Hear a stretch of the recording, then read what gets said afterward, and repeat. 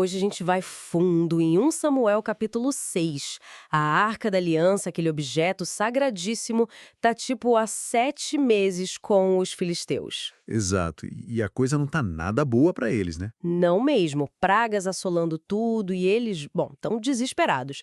Precisam decidir o que fazer com a arca que capturaram. A pressão é grande.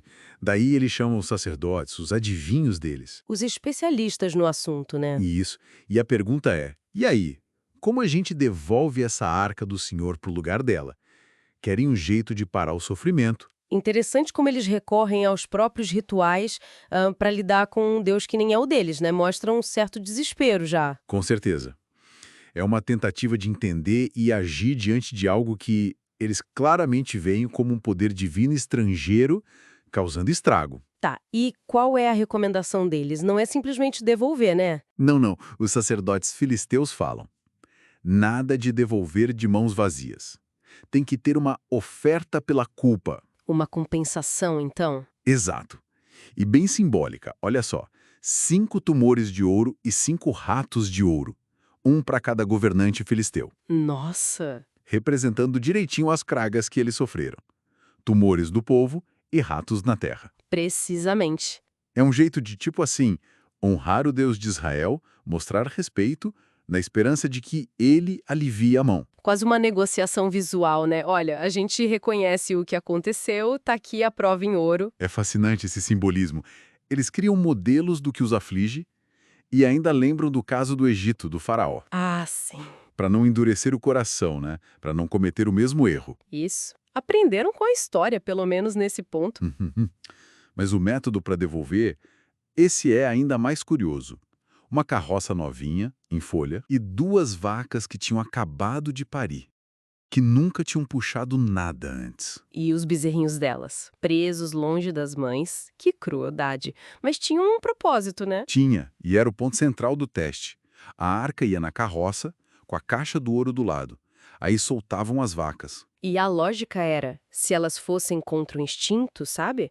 De voltar para os bezerros, Exato, se elas fossem direto para a terra de Israel, para Bet-Semes. seria a prova definitiva, a confirmação de que era a mão de Deus mesmo. Isso. Senão, teria sido só uma coincidência muito ruim, o acaso. E o que acontece? Funciona.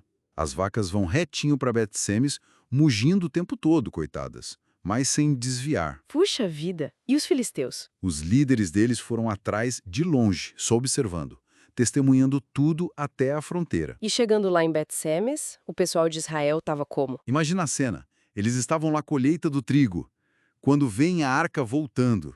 Nossa, uma alegria imensa. Dá para imaginar o alívio, né? Depois de tanto tempo. Com certeza. E a carroça para, providencialmente no campo de um sujeito chamado Josué, do lado de uma pedra grande. E o que os israelitas fazem? Agem rápido. Pegam a madeira da carroça, fazem uma fogueira, E sacrificam as vacas. As mesmas que trouxeram a arca. elas mesmas, como holocausto, uma oferta queimada para o Senhor. Aí os levitas, que eram os responsáveis pela arca. Uhum. A tribo certa para isso. Isso. Colocam a arca e a caixa com o ouro em cima da pedra. É um momento de restauração, de adoração. Mas a história não acaba aí. E tem uma virada bem sombria, né? Pois é, a alegria dura pouco. O texto diz que Deus feriu 70 homens de Bet-Semes, 70? Mas por quê? porque eles olharam diretamente dentro da arca. Nossa, a curiosidade matou. Literalmente. Exatamente. Isso mostra o outro lado da santidade da arca, o perigo. Tinha regra para tudo, como chegar perto, quem podia tocar. E olhar dentro era proibido. Uma linha que não podia ser cruzada. Claramente. A alegria vira luto, medo. O respeito pelo sagrado ali é imposto de forma trágica. E a reação dos que sobraram. Pânico total. Eles perguntam: quem é que pode ficar perto do Senhor, esse Deus tão santo? O temor é palpável. E decidem o quê? Que a arca não pode ficar ali. Não mesmo.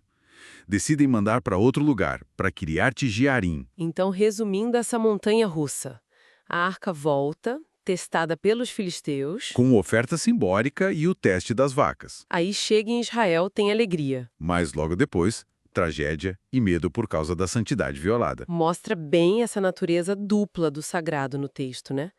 Poder, bênção, mas também um perigo imenso. Sem dúvida. Mesmo para o povo escolhido, a santidade divina tem limites claros. E ignorar isso, bom, as consequências são fatais. Fica essa reflexão, né? Como culturas diferentes lidam com o que consideram divino, poderoso. E o que essa história toda sugere sobre o limite finíssimo entre ter respeito, ter curiosidade e, bom, as consequências de se aproximar do sagrado sem o preparo ou a reverência necessária.